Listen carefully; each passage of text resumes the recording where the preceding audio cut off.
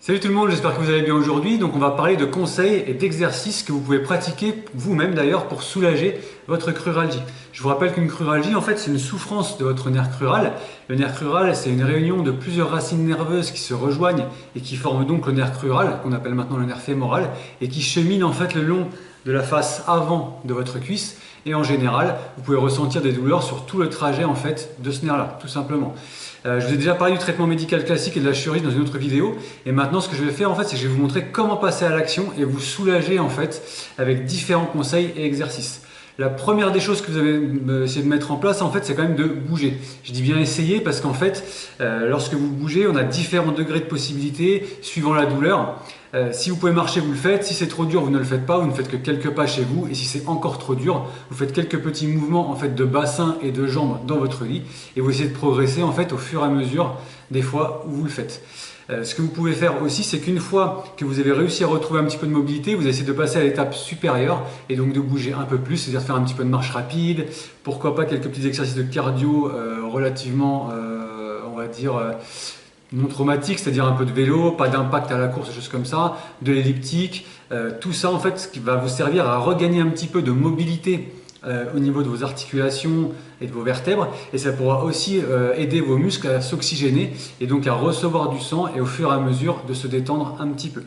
Ce que vous pouvez faire aussi après ou en parallèle d'ailleurs, c'est mettre un petit peu une alternance de chaud et de froid dans la zone qui est douloureuse. Donc le chaud, il va vous servir vraiment à détendre et le froid, il va vous servir, si vous voulez, à lutter contre la douleur que vous pouvez ressentir. Souvent, contrairement aux croyances qu'on a, c'est le froid, il n'est pas anti-inflammatoire. C'est-à-dire qu'on a toujours cru que le froid donnait des effets anti-inflammatoires, mais ça a été prouvé que ce n'est pas le cas.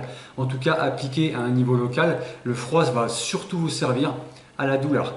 Si vous n'êtes pas trop courageux, vous pouvez faire vraiment que du chaud. Vous le laissez pendant 10-15 minutes et vous faites tout ça 2 à 3 fois par jour. Voilà, maintenant qu'on a fait un petit peu le tour des petits conseils que vous pouvez déjà mettre en place, je vais tout de suite vous donner les exercices que vous pouvez faire. Alors l'exercice que je vais vous présenter maintenant, c'est un exercice de gainage qui va travailler en fait vos muscles posturaux et donc aider votre corps à corriger un petit peu la posture et éventuellement vous aider à diminuer les symptômes dans le temps. Je vous montre tout de suite, vous vous allongez sur le côté en fait comme ceci. Vous pliez vos genoux à peu près à 90 degrés. Vous placez votre coude à l'aplomb de votre épaule et vous soulevez les fesses comme ceci. Voilà. Vous maintenez la position à peu près pendant 6 à 10 secondes ou 10 à 15 secondes. Je vous ai dit, je ne donne pas de temps vraiment particulier. Ça, c'est en feeling, en fonction de la douleur que vous ressentez, en fonction de comment vous êtes à l'aise sur la position, etc. Si jamais vous voulez un petit peu plus de puissance et que vous avez déjà eu une bonne diminution de la douleur grâce aux autres exercices, vous pouvez déplier les jambes et lever comme ceci, jambes tendues. Et vous maintenez encore une fois la position 10 à 15 secondes. On peut replier. Je vous montre encore une autre variante pour étirer les muscles de la partie latérale de votre buste. Vous relevez les fesses comme ceci et avec le bras, vous allez chercher comme ceci, au-dessus de votre tête. Et donc là, vous faites ressortir un petit peu les côtes de ce côté-là. Et donc du coup, vous étirez tous les muscles de la partie latérale. Voilà, vous restez comme ceci. Et vous pouvez relâcher. Pensez surtout à bien respirer pendant l'exercice. Comme je vous l'ai dit tout à l'heure, respectez la règle de la non-douleur. Si ça vous fait trop mal, ça reprovoque les symptômes d'une façon vraiment trop importante, vous arrêtez l'exercice, vous faites l'exercice jambes pliées dans un premier temps, ça serait très bien. Vous pouvez faire à peu près 3 séries de 10-15 secondes environ et normalement l'exercice est complet. Alors cet exercice-là, il est vraiment très bien.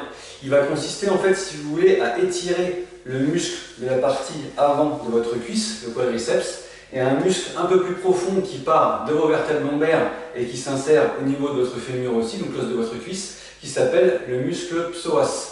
Donc en étirant ces deux muscles-là, on va soulager un petit peu les points de passage du nerf et relâcher la pression qu'il y a autour du nerf. Ça va aussi servir à mettre en tension justement le nerf dans son trajet. C'est pour ça qu'il faudra quand même faire attention parce que la mise en tension du nerf peut être un petit peu douloureuse. Donc je vous conseille quand même d'y aller progressivement et de faire ces exercices quand vous avez déjà un petit peu moins de douleur. Et la troisième chose à laquelle va servir ces exercices, c'est assouplir un petit peu l'articulation de votre hanche. Donc je vous montre, vous allongez sur la table, sur le dos, les jambes pliées pour protéger votre dos. Et en fait, on va imaginer que j'ai la cruralgie du côté droit. Donc du coup, je vais sortir ma fesse droite de la table, comme ceci. Je prends soin de bien décaler mes épaules aussi de l'autre côté pour rester en équilibre et ne pas avoir peur de tomber. Et ensuite, je laisse tomber progressivement ma jambe dans le vide. Voilà, comme ceci. Donc le fait de laisser tomber la jambe dans le vide va créer ce phénomène de traction et d'étirement et d'assouplissement dont je vous ai parlé. Donc ensuite, vous posez la tête, vous restez comme ceci. Pareil pendant 10-15 secondes, et c'est un exercice qui soulage beaucoup et qui fait beaucoup de bien. Si vous souhaitez un petit peu plus de puissance, vous pouvez attraper votre genou opposé et le ramener un petit peu vers vous. Et vous pouvez même faire une petite extension de tête en la penchant en arrière. Ou alors, si vous n'êtes pas à l'aise, vous placez un petit coussin sur votre tête et vous placez la tête dessus et vous restez comme ça tranquillement. Voilà, donc soit vous ramenez le genou comme ceci, ou soit c'est un petit peu trop puissant et vous le gardez posé sur la table, comme ceci. Je vous rappelle quand même que même si là on a pris l'exemple du fait que la cruralgie était sur ma cuisse droite, essayez de faire l'exercice qu'on appelle bilatéralement, c'est-à-dire des deux côtés. Comme ça, vous n'allez pas créer d'asymétrie de tension et vous allez vraiment créer un phénomène relativement en fait, symétrique. Ça, c'est très important. Faites toujours les deux côtés quand c'est possible. Voilà, c'est tout pour cet exercice. L'exercice que je vais vous présenter maintenant, c'est un exercice où vous allez être un petit peu actif. Donc vous allez devoir faire quelques petits mouvements et ils vont faire travailler aussi un minimum vos muscles abdominaux. Donc le mieux, c'est que je vous montre. Je vais me mettre comme ceci, donc allongé. On garde une jambe tendue, une jambe pliée. Vous placez le dos de votre main sous votre dos justement, parce que le but du jeu, ça va être de garder le dos relativement en fait statique, sans qu'il ne participe de trop au mouvement. Donc une fois que vous êtes comme ceci, vous prenez une grande inspiration, vous soufflez et vous remontez.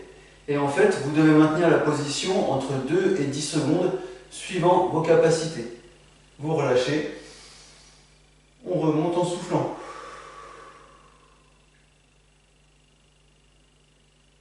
On relâche, on inspire et on remonte en soufflant. Essayez, si vous pouvez, en même temps que vous remontez et vous expirez, donc que vous soufflez l'air que vous avez dans les poumons, d'essayer de rentrer le ventre en même temps. Vous allez travailler un peu plus efficacement et un petit peu plus intensément vos muscles abdominaux, qui, je vous le rappelle, sont des muscles posturaux et vont vous aider à soutenir votre colonne vertébrale et à moins en souffrir au niveau de votre cruralgie.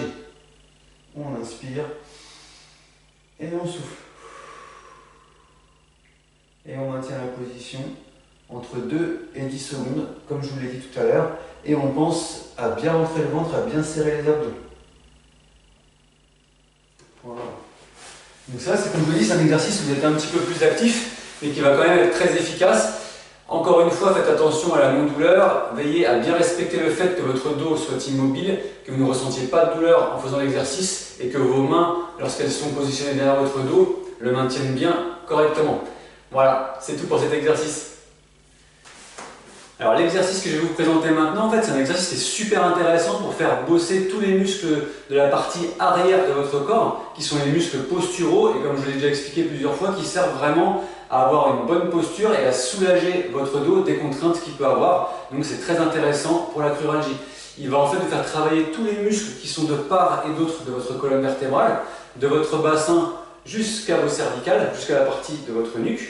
Il va vous servir à travailler les muscles fessiers et les muscles ischio-jambiers qui sont justement à l'arrière de la cuisse. Vous allez même pouvoir travailler un petit peu ce qu'on appelle les muscles fixateurs de l'omoplate, donc tous les muscles qui sont autour de l'omoplate et l'épaule.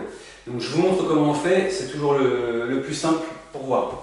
Donc là, ce qu'il faut faire, c'est simple, c'est se mettre à quatre pattes comme ceci. Vous faites attention à ne pas avoir le dos trop creusé ou ne pas avoir le dos trop rond.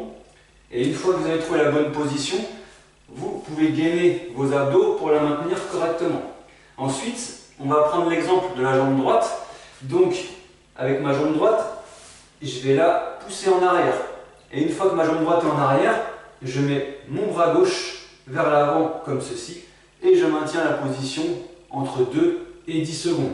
Et essayez de redresser légèrement la tête pour qu'en fait votre colonne cervicale, votre colonne dorsale et votre colonne lombaire soient dans le même axe. Vous restez comme ceci. Et une fois que c'est fait, vous ramenez l'autre jambe et vous faites la même chose de l'autre côté. Comme ceci. On redresse un petit peu la tête et on maintient la position à peu près 2 à 10 secondes.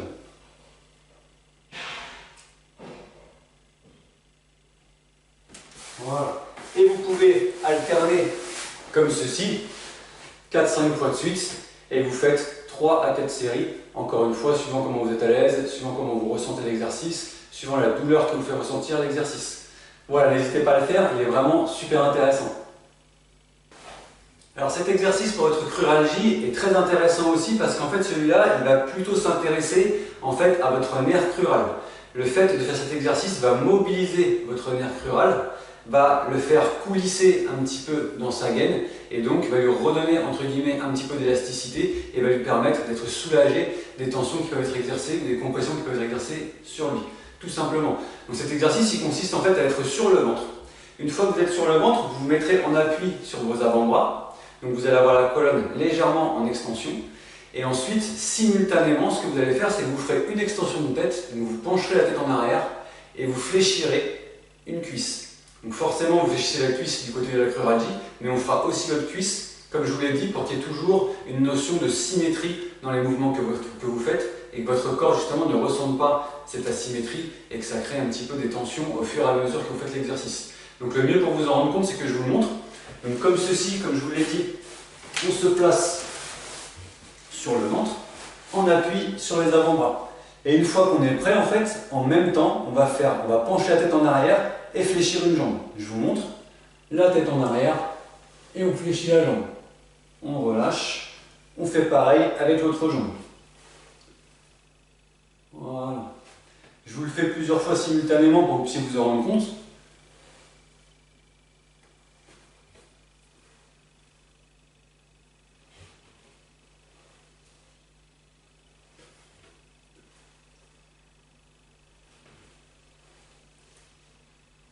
Voilà, donc comme je vous l'ai dit, c'est un bon moyen de faire coulisser et travailler votre nerf crural. Si vous souhaitez avoir un petit peu plus de puissance, vous pouvez faire exactement la même chose en vous appuyant sur vos mains. Donc vous êtes appuyé sur vos mains et vous faites le mouvement de tête et de jambes.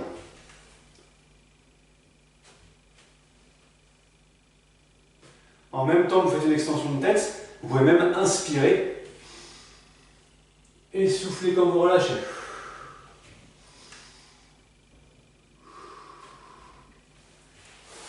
Voilà, vous avez plusieurs variantes pour faire cet exercice.